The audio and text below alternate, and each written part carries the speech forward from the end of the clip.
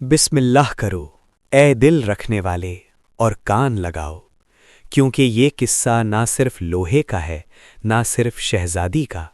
ये किस्सा आग का है, सब्र का है, और उस राज का है जो तकदीर ने अपनी मुट्ठी में छुपा रखा होता है। बहुत पहले, जब सुबह की हवा में घोड़ों के पसीने और जलती हुई भट्टी की बू घुली होती थी, एक शहर था, शहर आहन। ये शहर पहाड़ों के दरमियान बसा, दीवारों पर जंग के निशान और गलियों में हथौड़े की गूंज। यहाँ लोहा सिर्फ धात नहीं, किस्मत था। यहीं रहता था उस्ताद करीम लोहार, जिसका कारखाना शहर के आखिर पर नदी के पास था। उसकी भट्टी दिन रात चलती रहती, जैसे कोई दुआ आग की जबान में की जा रही हो। उस्ताद करीम का एक बेटा था, सिकंदर। लंबा कद, आंखों में खामोशी और हाथों में कुव्वत। जब वो हथौड़ा उठाता तो लोहा उसके इरादे से पिघलता। मगर सिकंदर का दिल लोहे से ज्यादा नरम था। वो रात को नदी के किनारे बैठकर सितारों से बात करता और सोचता कि क्या इंसान सिर्फ अपने पैदा होने के काम तक महदूद होता है। शहर आहन पर हुक्मरानी करता था सुल्तान जफर उल मुल्क, और उसका किला शहर के बीचों बीच संगे सियाह से बना था। किले के बाग में फूल खिलते और उन फूलों के दरमियान रहती थी उसकी बेटी, शहजादी मेहरुन्निसा। शहजादी हुस्न में मशहूर थी, मगर उससे भी ज्यादा अपनी तन्हाई में। उसकी आंखों में सवाल थे और लबों पर खामोशी। उसे किले के शीशे और पर्दादार दीवारें कैद लगती थीं। एक दिन सुल्तान ने ऐलान किया कि शहर के बेहतरीन लोहार से एक ऐसी तलवार बनवाई जाए जो सल्तनत की निशानी हो। उस्ताद करीम का नाम लिया गया। सिकंदर पहली मर्तबा किला गया, हाथ में नक्शे, आंखों में डर। वही बाग के झरोकों के पास उसने शहजादी मेहरुन्निसा को देखा।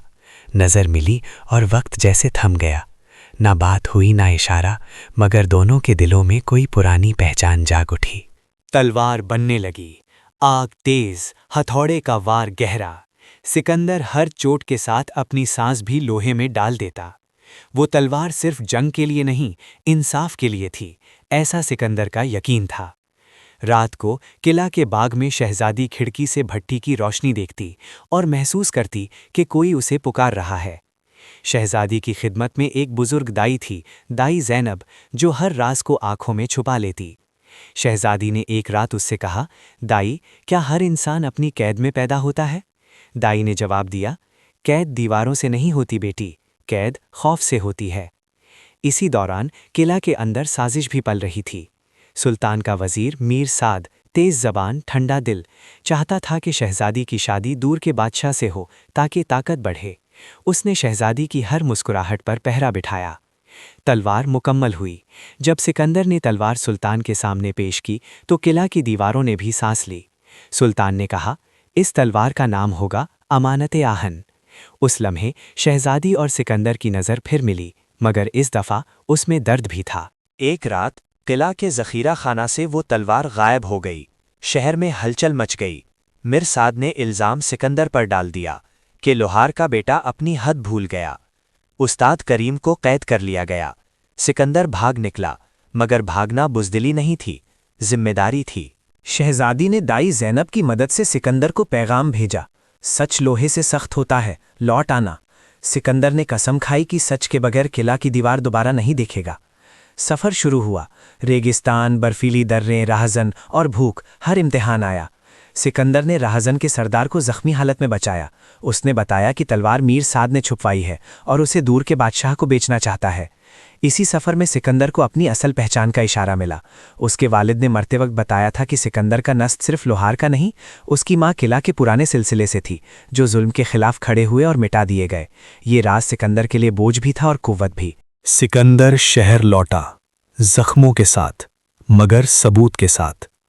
किला के दरबार में तलवार पेश हुई और मीर साद का चेहरा बेनकाब। सुल्तान ने फैसला सुनाया, मीर साद मुजरिम, उस्ताद करीम रिहा। मगर किस्मत ने आखिरी इम्तिहान रखा था। दूर का बादशाह फौज लेकर आ गया। जंग लाजमी थी। सुल्तान ने सिकंदर को तलवार दी, अमानत-ए आहन, और कहा, आज लोहार का बेटा शहर का सिपाह सलार होगा। जांग हुई। आसमान धुआं, जमीन खून। सिकंदर ने शहर बचाया मगर खुद जख्मी हो गया। शहजादी उसके पास आई, आंखों में आंसू, हाथ में दुआ। सुल्तान ने दोनों को देखा और कहा, जो लोहा सब्र से तपता है वही तलवार बनता है। सिकंदर जिंदा रहा। शहजादी मेहरुन्निसा से निकाह हुआ, मगर तख्त उसने कबूल ना किया। उसने कहा, मेरा काम लोहे को सीधा करना है, लोगों को नहीं। शहजादी ने भी फैसला किया। उसने किला के दरवाजे आम लोगों के लिए खोल दिए।